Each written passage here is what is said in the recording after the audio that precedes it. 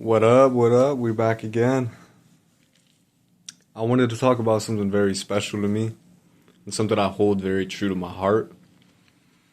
And that specifically is noticing something called the rejection game. And we tend to play this a lot as humans because we want to be better than other people. It's coming from a competitive mindset, and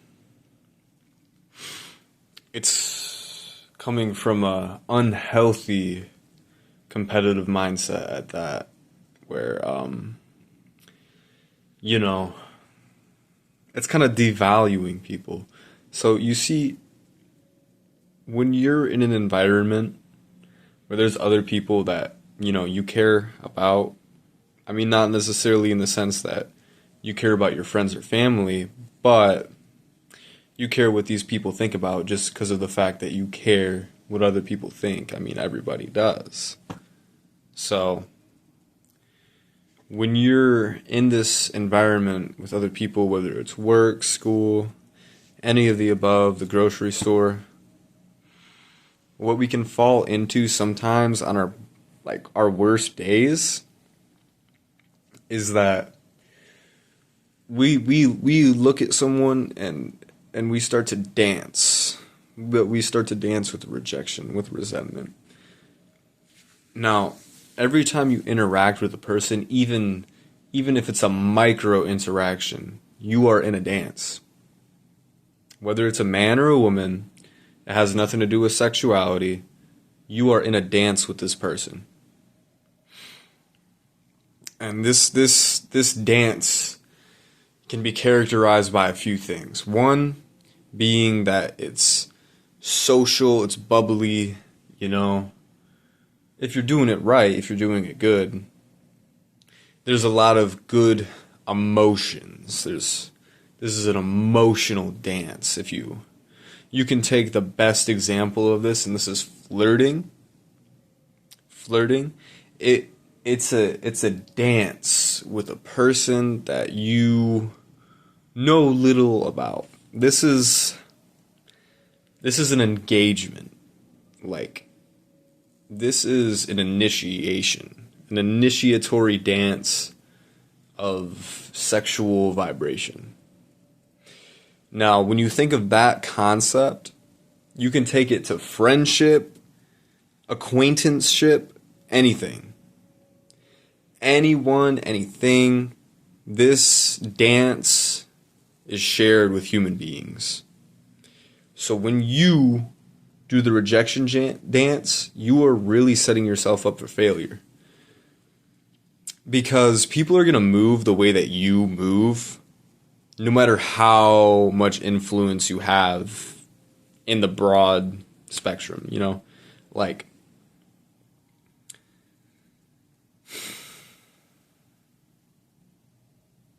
let's say this. If you walk into a grocery store and you encounter another fellow human being, let's just say you're a man and this is another man, and you are encountering this person, you notice something. You notice his shoulders are a little shrugged. Maybe he's not having a good day. And that happens to all of us, me included. So when you notice this person, you notice his posture, his demeanor. You start to notice that he's rather insecure. And we don't like this because it brings attention to the fact that we're also insecure. For you to notice that anybody's insecure, you have to know what that's like. So when you see this person, you instantly feel this connection, but it's coming out of insecurity. You're just noticing his insecurity, and you're feeling this insecurity that you may have felt in the past, and this is what causes you to give this person micro rejection. And this is where the dance of rejection starts. You see, if this is a person that you encounter regularly, you starting the dance of rejection only gives them the incentive to reject you. And that's a bad thing, because more often than not, a lot of people are, going to be quality friends, quality people to spend time with if you can look past their darker, negative sides, their negative qualities.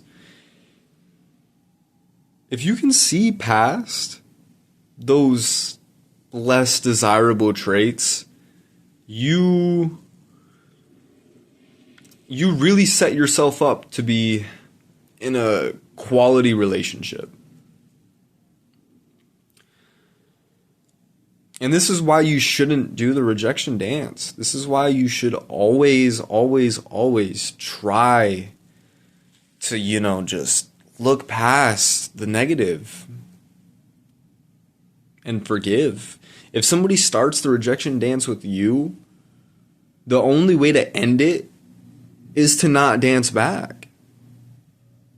You need to be the forgiving one. You need to be the one who initiates respect. And this doesn't mean being a pushover. This doesn't mean pleasing. Because if a person can't be pleased, then you might as well just move on.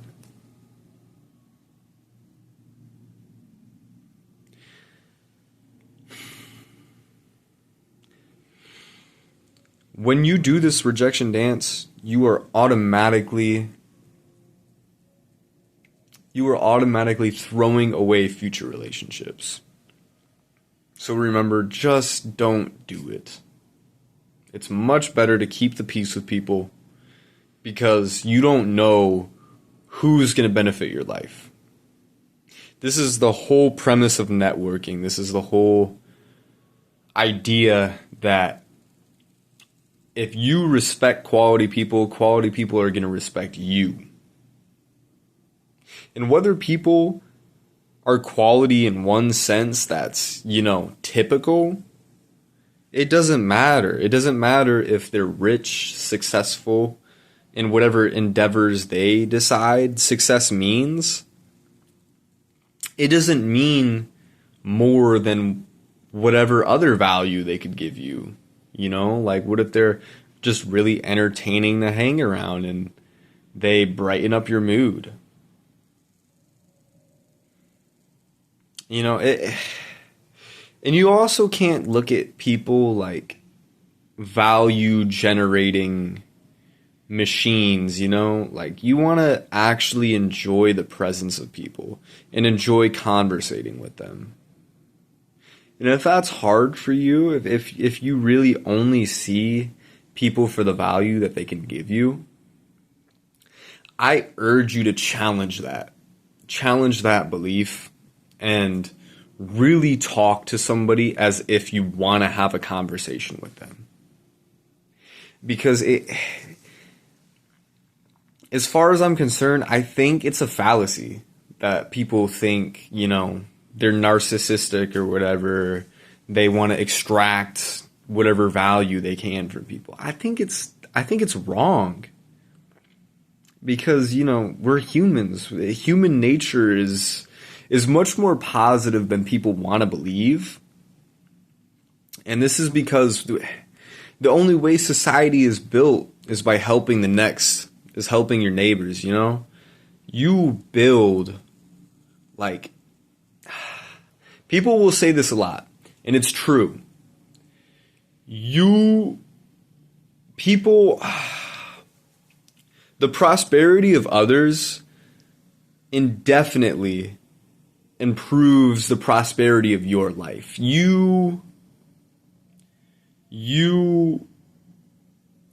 What is the word I'm looking for? There's a specific phrase, I can't remember it, but basically, you benefiting others benefits you. And the more you want to benefit others, the more people are going to want to benefit you. I mean, you're going to see this play out. The more good deeds, the more fruitful things that you do, you're going to feel better about yourself, and it's going to compound in value. You're going to feel good. And yeah, I mean, there's one more tool that I can give you that really helps me get out there and, be the actualized self that you are. That's almost a meditation. And that's kind of forgetting the self, clearing your mind of so many thoughts, because these thoughts are, the thoughts in your head are not you. I'm sure plenty of you have heard that before. But when you realize that your thoughts aren't you, you can effectively silence them, and you'll be surprised that the less you think, the more you talk. And it's a beautiful thing. For anybody who struggles with social anxiety, like I do, thinking less makes you talk more. So, I hope this helps people. Remember, do not dance with rejection, because it can really hinder you and stop your growth. So, don't take that with a grain of salt.